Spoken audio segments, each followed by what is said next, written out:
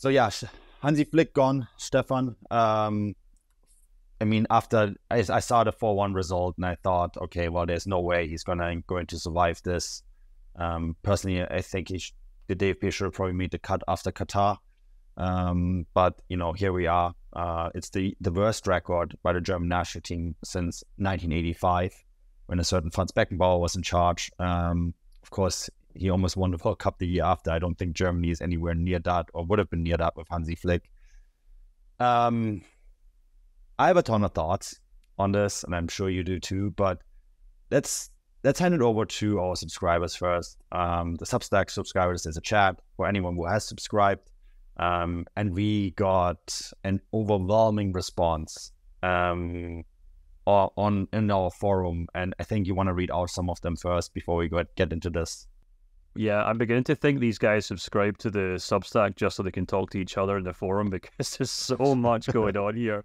I'll try and briefly read through some of them. Some people have left their own short essays, which people have gone back and forth responded to, so I'll leave them be since they're already talking. But anyway, here's a quick run through. Alex says, so you obviously say, what do you guys think of the sacking? Alex says, tough to say. Issue is potentially Hansi came in as the saviour and didn't produce. However, this playing group also stopped producing under Löw. Is that a manager or a player issue with the national team? Mark C says, we may need a non-German coach for the first time. These players have no clue how to play together and need new direction. The German national team is the holy grail for Germans. The patient is terminal, and we have been trying to fix him with hot chicken soup and some aspirin. Flick had to go. Let's bring in a super coach and rip this cancer out once and for all. Wow, very medical-themed approach from there. Craig M says, this is a matter of time before Ham, to be honest. Hansi did a great job at Bayern in unusual circumstances.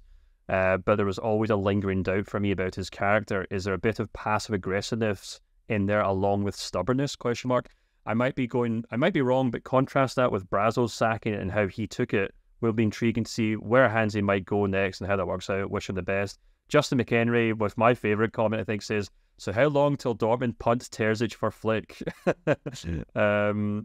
Nate says, in all seriousness, if Bayern and Tuchel were to part ways during the season, I think Flick would be an interim coach for them to try to recapture the magic. I feel like Nate keeps, I think it's Nate, it maybe isn't Nate, but he tries to shoehorn everything, he tries to shoehorn Bayern sacking Tuchel into just about every discussion, if I'm not mistaken. He goes on to say, Flick wasn't working with the national team. They need a coach with no loyalty to players to come in and choose the best with no bias. Adam says it obviously wasn't working and showed no signs of a turnaround coming, so better to make the change now rather than wait, like they did with Löw. Now those in charge need to do the hard work of figuring out why it didn't work, how much was Flick, how much were the players he chose versus what was available in the pool. Harold says Germany don't have the players. 2 German finalists for the Ballon d'Or. This isn't 2014. Looks like France under 21s could beat the German national team. Flick wasn't the problem, but he wasn't the answer either. Who else? Robert Cervantes says, I'm perplexed. I don't know if there are any solutions on the horizon. I'm so sad to see Hansi go. He has earned a lot of my goodwill for 2020, and Brazo, in my opinion, didn't conduct himself well when he pretty much forced Hansi out in 2021. Team in general looks like they have no solutions when they have the ball, and it moves too slow. There isn't enough dynamic movement in the danger areas to cause havoc, nor do they counter-press to win the ball high up and catch opponents off guard. There's a few back and forths with people. Obviously, you discussed it as well, Mary. You were discussing things with people. And I think that's more about Kunal says, I don't know if he'd take the job. However, I think Heinkes would be a great choice to unify the team with the German public. Just because of the respect he has in the game, he always did a great job as caretaker at Bayern. We will discuss potential signings late, I think the second half of the show, Manu, but that's kind of the overall view. Like I said, there's a lot more in there. People having big discussions, which obviously I can't read out on the podcast because I'd be here for 2 hours. But if you are a subscriber, you can obviously jump in and have your thoughts. And if you're not, obviously do take a moment to consider it, because on top of the podcast and the subscriptions, I think people like discussing things, and we obviously have the match day threads as well, which people enjoy. So anyway, let's get back to our thoughts. And yeah, do you want to just jump straight in then, Manu? Yeah, first sacking in DFB history. So historic. Of course, there was a few other names that would have probably been sacked if they hadn't stepped down themselves. Eric Ribbeck comes to mind, of course. In a spell that was possibly the only one that was worse than this. And, the points per game average highlights this. Eric Ribbeck had a points per game average of 1.5. Hansi Flick had one of 1.75, which is the second worst in history. I think I personally feel really sorry for Hansi Flick, because I do think that he is fundamentally a good coach. I think where this went wrong is that it wasn't a new voice for the players, for the national team in general, right? Because he was Joachim Löw's assistant, and he wasn't going to come in there and change the philosophy that he helped bring in the first place. And so, while I think he is a great coach, and I think he's a good voice, and I think the players like him, I think he wasn't the right man for it. And I think there's a huge difference between being, between not being a good coach and not being the right man. And I think, we really need to differentiate the two here. I think that's really important. But I had a feeling already, and I think I tweeted this after the last group of friendly games, that I said, like, this has to end. You need to put him out of his misery in some ways. And, we weren't really giving Flick any favors here either, because this wasn't going to work. There was no indication that this was going to improve.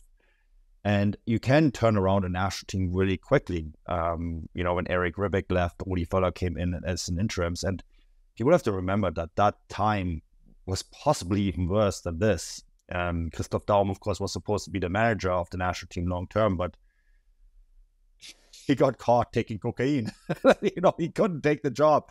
And people have to remember that we've been here before. We've been in places, the DFB has been in places that are worse than this. And I also remember the team back then was way worse. And the results actually turned around very quickly, because there was a form of pragmatism that comes in. And I think I'm curious what you think of all of that. And we think as you said, we're talking about coaching choices and so on later on. But my first takeaway I watched the press conference early on with Rudi Völler and Ilkay Gündogan, and I actually thought Rudi Völler conducted himself very well. I was actually very surprised by the press conference, to be honest with you. I think what needs to come next is a form of pragmatism. And that is, this team needs to be turned into a team. I saw the basketball team. I'm not a basketball fan, but I did watch the final. I saw them win the tournament. I watched the semifinal against US. I watched the final against Serbia. And you know what stood out to me? These guys were a team. And they were willing to yell at each other. There was a lot of conflict within that team, but they were willing to sort it out and produce on the court, right? And that is something that's really missing for me with this group of players.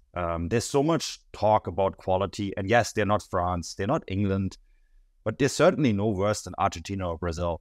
And that is really where I'm thinking, like, this is not a team, Stefan. The sum of its parts is producing less than it should.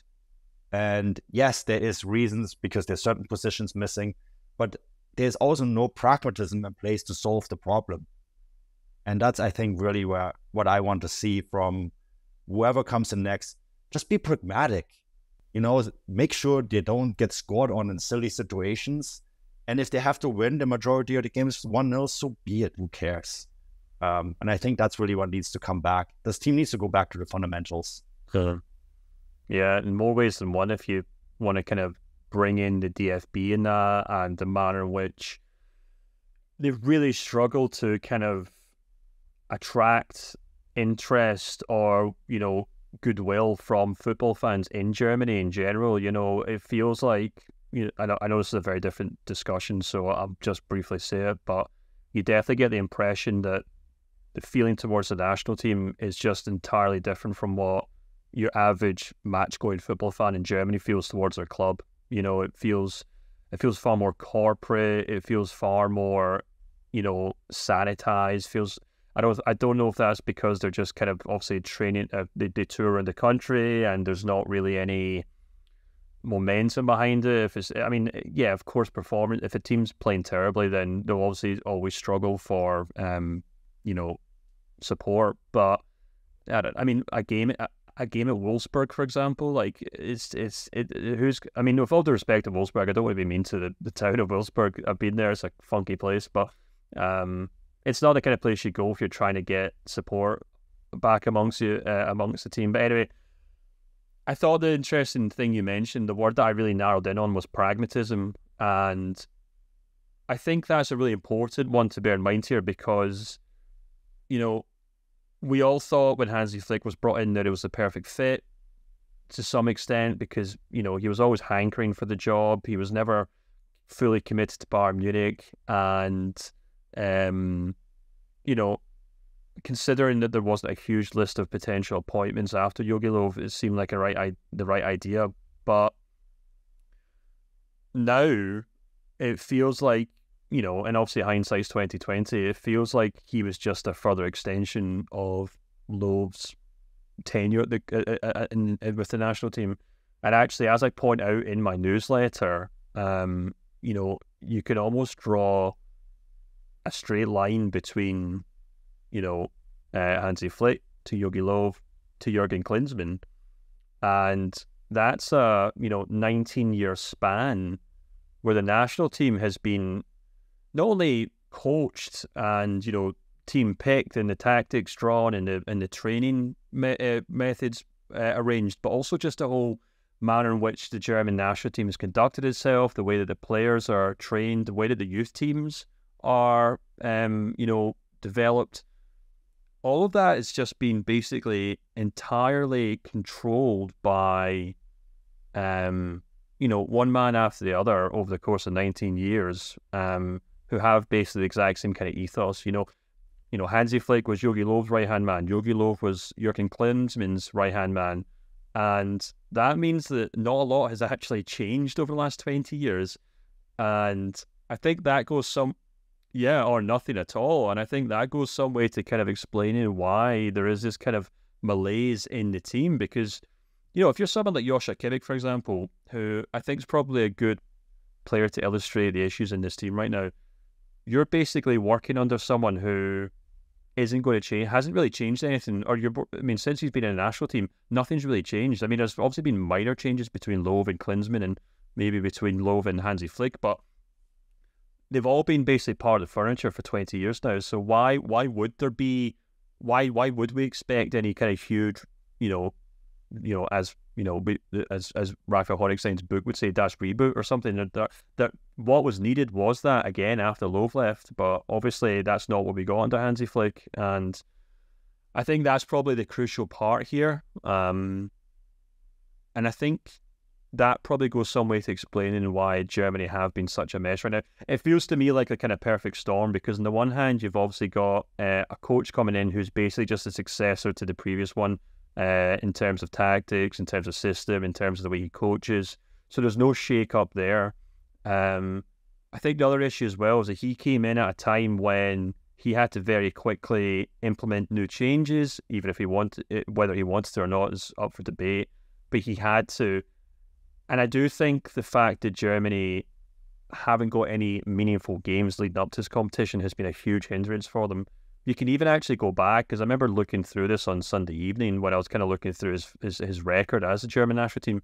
You can even go back to that World Cup qualifying campaign that he had, and with all the respect to the teams in that group, they're all minnows. So, Germany didn't even really have any meaningful games in there. So then when you add that to the fact that all they've kind of got going into this kind of leading up to the tournament next year is just kind of, again, meaningless friendlies, it goes to show that, I don't know how many games he's in charge of, maybe 24 or something. At least half of those were just completely meaningless games. And I know that seems silly, but anyone who obviously goes to watch the football team, and especially goes to watch them in pre-season friendlies, will know that it's near enough impossible to get players galvanised, to get them to show any incentive in these friendly matches. And I also think, conversely, the only kind of way that you can get yourself galvanised in a friendly match is if you're playing a bigger team. So that's why the likes of, Colombia, Poland, Japan, when they come up against Germany in a friendly match, they've got something to play for. They've got a point to prove. They have to try and beat Germany. They can work through their tactics because they're playing a team that's going to try and impose themselves. But for Germany, they're just kind of going through the motions. And I do think that plays a large part into why the team has been so tepid and so poor and really struggling. And then I think the third thing is also just the fact that there's just personnel issues in this team that you just can't overlook. You know, I think historically, especially if we want to go back to that kind of Jogi Löw team that won the World Cup, Germany have always relied on Bayern Munich to kind of be the kind of skeleton of their squad, you know. And that team under Löw was able to kind of rely on a strong Dortmund team as well. And when you brought them together, they formed a really great team. I don't think it's a coincidence that the problems in this Germany team are mirrored in that Bayern Munich side, in the sense that, you know, Bayern right now do not have a solid defense midfielder. So, you know, Jogi Löw is having to turn to Emre Can or Leon Goretzka and Joshua Kimmich to try and find a sort of midfield duo. And he's struggling the exact same way that Thomas Tuchel is struggling to kind of square that circle. And I think the other issue as well is the fullback positions. Bayern Munich don't have any strong German fullbacks. So Germany don't have any strong German fullbacks. And actually, if you look through like Hansi Flick's last 5 or 6 games, not only has he failed to start the same backline twice in a row over the course of his entire tenure, which I think is a remarkable stat, but you look at the fullbacks he's been using, you know, whether it's Marius Wolf, Joshua Kimmich, who was, I thought, dreadful against Japan, Nico Schlotterbeck at left back. I think it was quite telling that for 2 of the goals against Japan, one was a player skipping by Nico Schlotterbeck on the wing who had no idea what he was doing that far out. And another one was Joshua Kimmich standing watching a player tap the ball at the back post who he was supposed to be marking. So I think, you know, I think it's sometimes quite literal. The problems are literally right there staring you in the face when you watch these games, in the sense that, you know, so, I mean, you know, the discussion about quality and whether Germany have enough good players and stuff is just something that no one's ever going to get to the bottom of, because it's a highly subjective thing. But I think the problem is that Germany have problems in key positions. You know, they've got the 2 fullback positions. I don't think they have a strong enough defensive midfielder. And then you can even look at that number 9 position, which, you know, we're both very sympathetic towards Kai Havertz. I think he's a great player, but that's not really working out right now either. And when you add that all to the fact that Hansi Flick had no meaningful games to try and forge solutions to these problems, I think that's what's led to this kind of huge issue and led to him ultimately losing his job. Yeah, I mean, the question of quality, right, and whether there's players missing in certain key positions. I think if Joshua Kimmich wants to be a leader in this team, and the coach tells him, we need you at right back, then he needs to show that he's a leader and then perform in that role that he can certainly play in at a high level, possibly the highest level, and he's shown that in the past. I remember national team games against Spain where he was a world-class right back. Philipp Lahm, when he was told that he had to go back to play fullback at the World Cup in 2014, did it. He did his job, didn't like it, still did his job as a captain should, and helped win his nation win a World Cup. I kind of miss that from certain players in this group, that they'd step up and take the leadership role that they themselves demand quite frequently. And Joshua Kimmich is a good example here, right? The other thing that I think is a big issue is that I wrote my newsletter on Pascal Gross, right? Who now at 32 finally got a sniff at the national team after being the most productive assist provider in the Premier League for 5 years, Stefan. 5 years. You know, how is a player like that being overlooked so long? And that is, I think, something that this regime, going all the way back to the Löw era, has been known for, that they didn't always nominate players based on their performances for their club teams. And I think the Union Berlin's president has basically called out Flick this summer on this particular issue, right? Because there were certain Union Berlin players that performed very well for Union. And, you know, we're talking about defensive midfield. Why is Rani Khedira not in that team yet?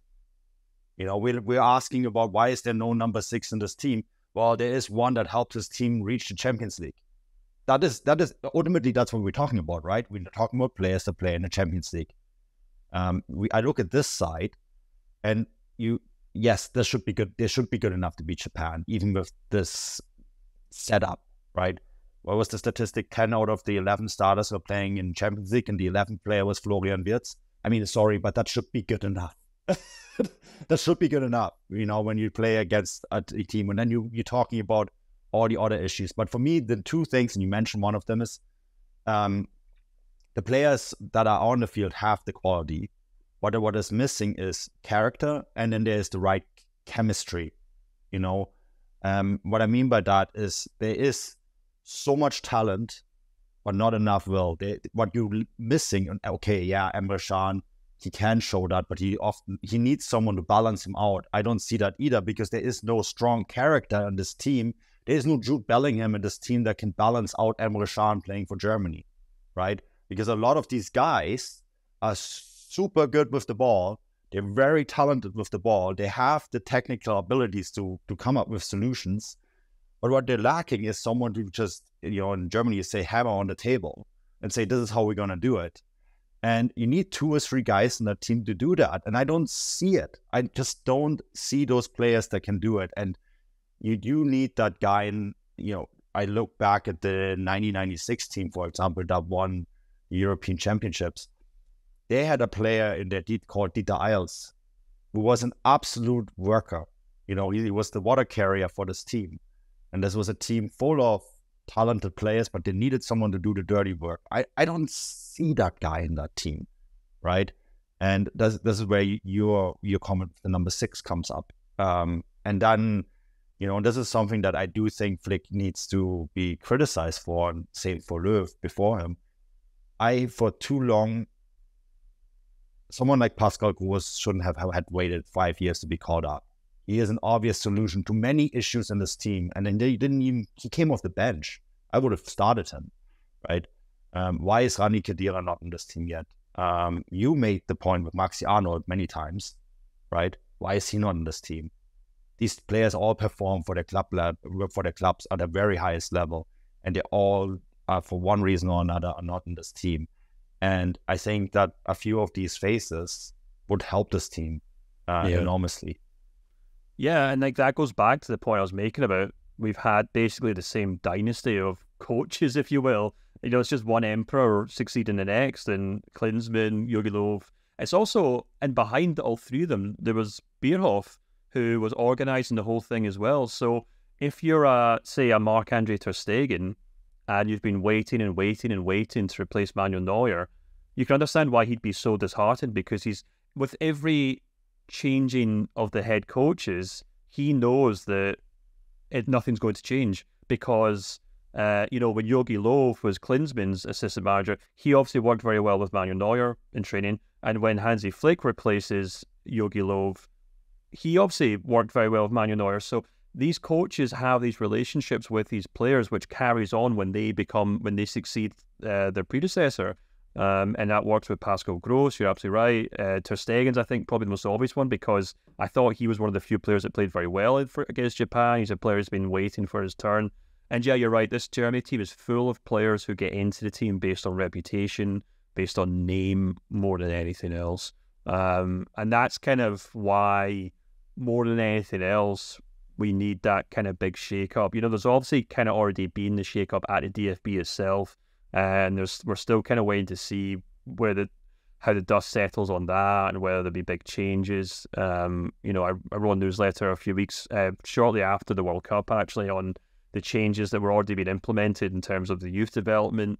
But I think more than anything else, they need to bring in a manager or a head coach or a trainer or a Bundestrainer, whatever you want to call him, who can just wipe the slate clean with just about every player, and can say with Thomas Muller, thanks for your service, but you might have been the last manager's best friend, and you might have had a great chemistry with him, but I need to pick the players based on merit now. I have to move on from the Emre Cans, maybe the Rudigers, whoever else.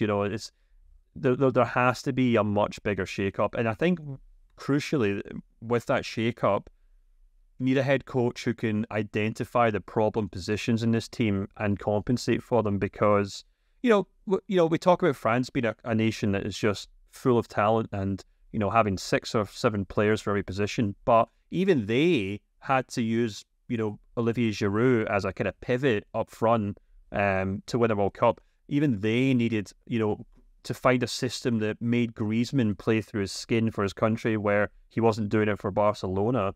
You can go back to that Spain side. It was very similar. They made all sorts of compromises because they didn't have a proper number 9. And even that Germany team, obviously, with Hovedels at left back. So that's what happens when you have a proper squad and a proper manager who knows and perhaps has the time to identify the problems and to find solutions to them. Part of me kind of feels like Hansi Flick was on a height into nothing, because he would have never had the stretch of qualifying games to try and find solutions to his problems. He was obviously trying, because you don't pick a different backline every single game unless you are desperately trying to find solutions to those problems. I think the problem is that he was doing it in friendly matches in which, you can stick Joshua Kimmich at left back or Schlotterbeck or right back, Schlotterbeck at left back. Antonio Rudiger's going to show up and probably not play 100% because it's a friendly match. And that means you're really learning nothing from these players. You're learning nothing from these formations and tactics, which makes me kind of wonder what kind of head coach is willing to kind of parachute into this mess right now, just because, there's no other kind of qualifying games or stretch of matches to really fix these problems. But it's worth maybe talking about the main contenders and who we would maybe want for the job, because it'd be interesting to see where we both lie on that, to be honest. Yeah, I mean, historically, Germany's always been bad at friendlies. Just look at their record. They've never done well at those. And if people think this is different than in the past, then go on Transfermarkt and check out their friendly record. It really isn't good. It really isn't. That, of course, is no excuse to lose 4-1 to Japan. That shouldn't have happened, especially, as you said, the way it defensively worked out in the end. As for successors, I mean, there is one guy who really wants it. That's Louis van Gaal. And you know what? Don't say it. I don't hate it. I don't hate it. Say it. I don't hate it. But here's why I don't hate it. Louis van Gaal, I think, and I'm not saying it should be Louis van Gaal, but I'm saying it should be someone like him. I have some doubts about them going with Julian Nagelsmann, and he is the favorite, right? And that really worries me for many reasons. First and foremost, I don't think he has the power to stand up to Rudi Völler, Hans-Joachim Watzke, whoever else is in the DFB committee.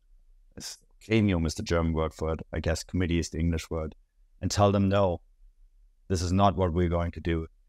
I feel Louis van Gaal has dealt with this sort of stuff at Bayern. I think he or someone like him has the power to say, no, we're not going to do this. Louis van Gaal is very pragmatic. He's a Catholic that grew up in Amsterdam, right? Which is, is a certain brings a certain character that is not the typical Dutch character in some ways. In the Netherlands, I lived in Amsterdam, so I know the city well, and I know what kind of people it produces. And I think that he would bring that pragmatism that this club, this national team needs, right? And I think he would make decisions that would be unpopular, but he would be able to defend them. I mean, he guided a Dutch national team into a World Cup, deep into a World Cup, without playing pretty football, right? And I think that is something that's a really tough sell in the Netherlands. Another person that really came to mind for me is Matthias Sammer, because Matthias Sammer is in many ways the German Van Gaal. And he just gave a really good interview with the Süddeutsche Zeitung where he said, let's be honest here, we're lying on the ground, we're at the lowest point we are. And he said this before these friendlies, and he's on the decision-making board as it is anyways. I think when Matthias Sammer says certain things, in German football, people listen. And they will do as he says. Because he has, in many ways, he's the modern Franz Beckenbauer, right? And that when Beckenbauer said something in the 90s or early 2000s, everyone perked up and listened and would act accordingly. Sommer has that same power. And so I think I would really, really like him. So in summary, I think a younger experimental coach is not necessarily what this team needs, Stefan. Yeah, well, I definitely get where you're coming from. They definitely need someone who can kind of push back on the DFB, who can push back on the kind of perceived wisdom of who should be playing, what system they should be playing, what formation they should be playing. I'm just not sure Louis van Gaal offers the kind of long-term solution, if you will, and I guess, a Dutch manager in charge of the German national team also comes with all sorts of intriguing, side issues. But I think I think the point you make though about what these guys need to bring to the table is really important. Matthijs Sammer is also one who was mentioned to me as well, actually.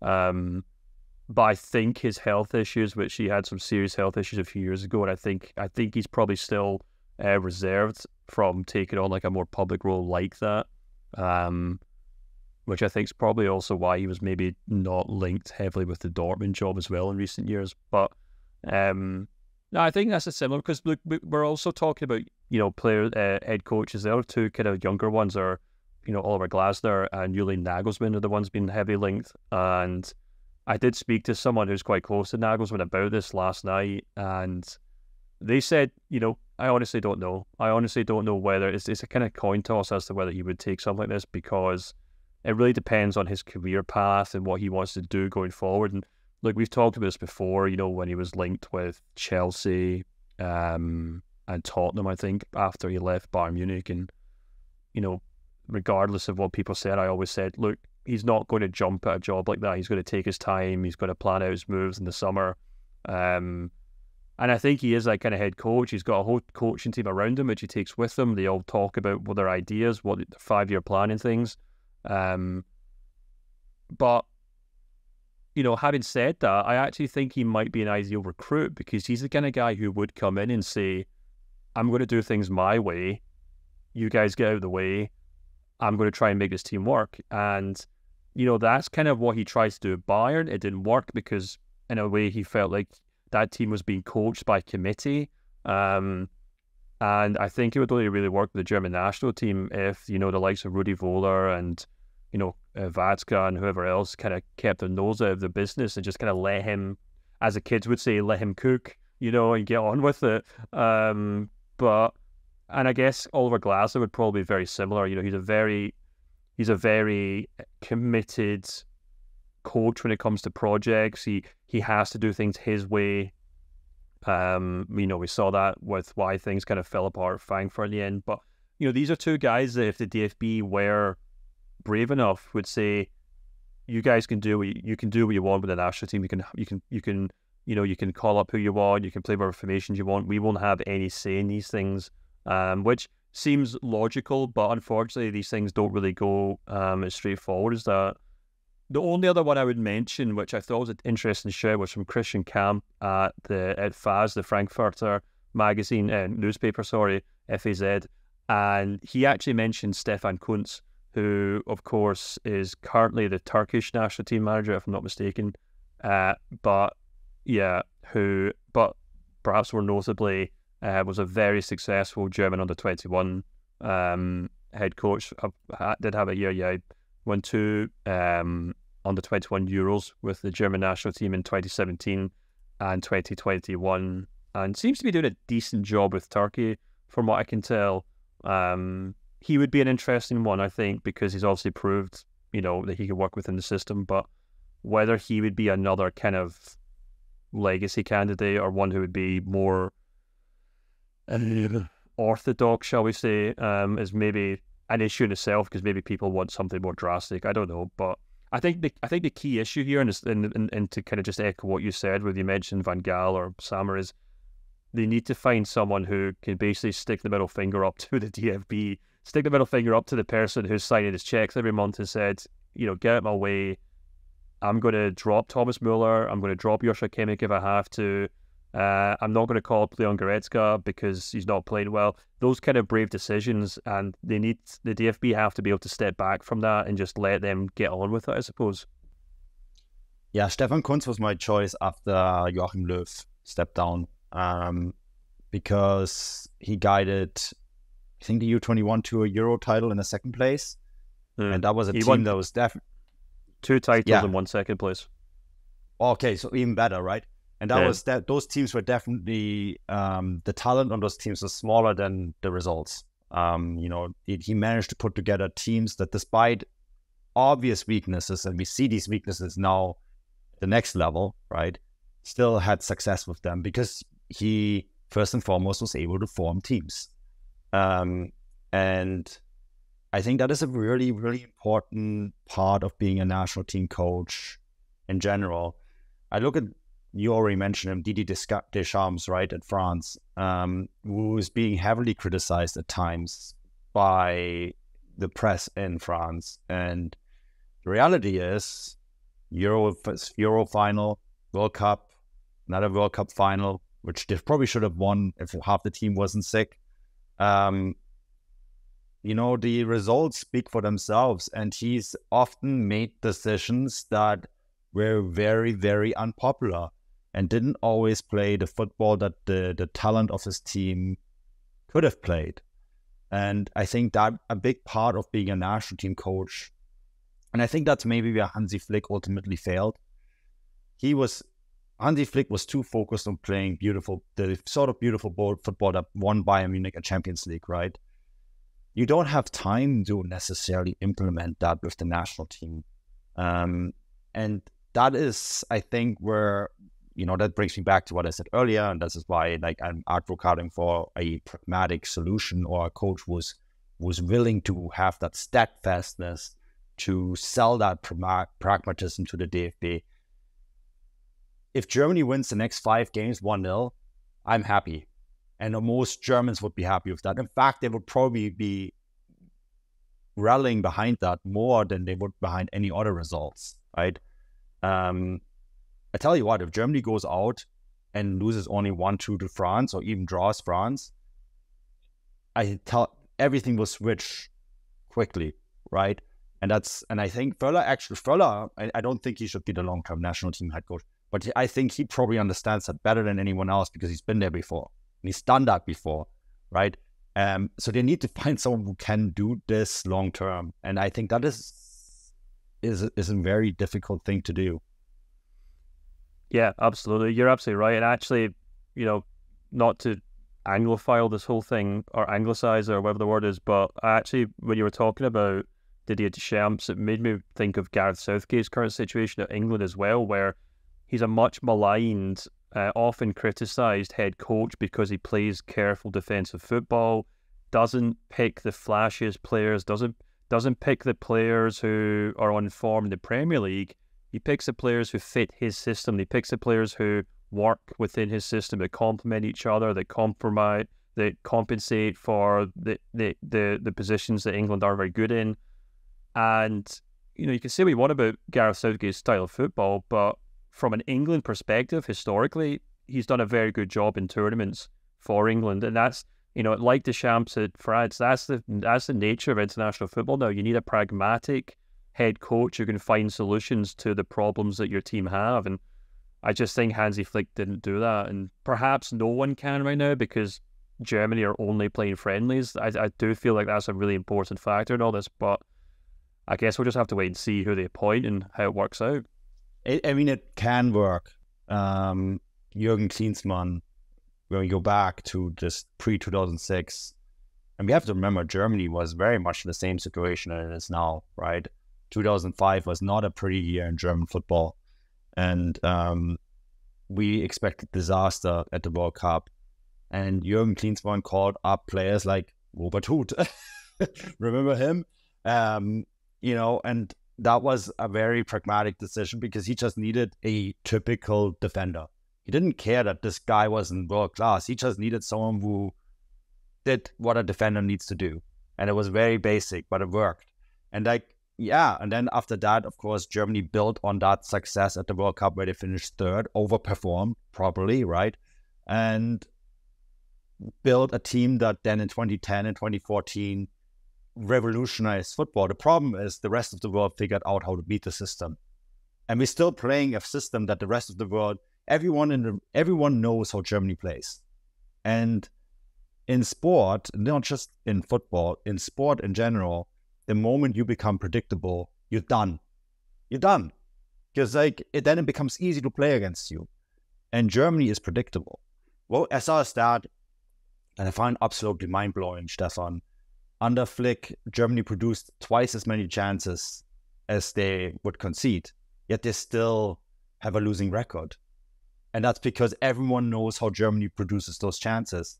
And if you narrow the space, if you don't allow them to, if you allow them to enter them the box, but don't, eliminate the players in the center, they're done. Then you just basically see them passing the ball around the box and create chances, in quotation marks, right? And I think that's also another reason why I'm actually a little hopeful about this change and the end of this era, because I think whoever comes in next, the first task needs to be to stop being predictable. Yeah, absolutely. And that not just in terms of the style of play, but also the lineup, players you pick and stuff. So, yeah, we'll have to wait and see. Obviously, this goes out just before the France game, so we'll obviously have to see what happens there. But yeah, it'll be interesting. It was nice of Germany to make sure the international break was entertaining enough. Thanks, Germany. Yeah, thank you. We got a historical sacking to talk about, the first in DFB history. And I didn't think we would have much to talk about today, to be honest, Stefan. As you said to me on our WhatsApp chat, well, at least that's Monday's podcast sorted. So there you have it. I'm honestly, I'm really curious. I think this is a fascinating story. No matter what happens next, I grew up as a German. I'm German. I grew up as a Germany national team fan, huge Germany national team fan. But I actually think this might be a good thing at the end of the day. This will hurt, and it will hurt a little longer. But you know what? I actually think this was needed, Stefan. Yeah, it was definitely needed. There's no doubt about it. But yeah, I don't know. We'll see what happens and who they appoint. I'm really intrigued to see who they appoint, what kind of players. And, obviously the DFB are obviously at this moment in time well aware that, people are watching them closely to see what they do on and off the pitch to fix the problems of the last kind of 10 years. So they've got a lot of expectations on them right now. They're not doing a great job of it. So, but, look, these are always the interesting times. It's always, I guess, to borrow that old kind of journalism phrase, if it bleeds, it leads. People are fascinated in chaos and disaster.